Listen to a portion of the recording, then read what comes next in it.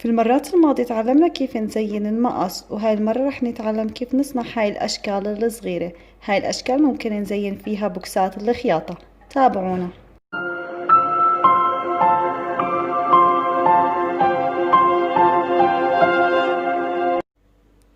أهلا وسهلا فيكم أصدقائي عن جديد. معكم أريج نيروخ من قناة جوشتا تيوب. اليوم بدي أعلمكم كيف تصنعوا أدوات الخياطة وتكون حجمها صغير بعجينة الفيمو. أهلا وسهلا فيكم.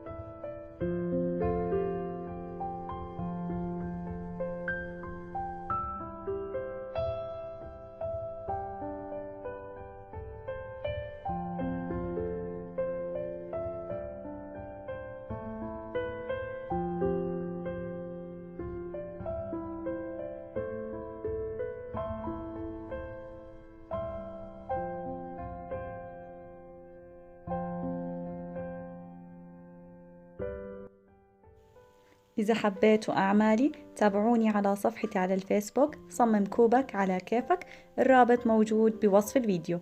لا تنسوا تعملوا لايك لقناة جوشتا وتابعونا بفيديوهاتنا القادمة، وإلى اللقاء.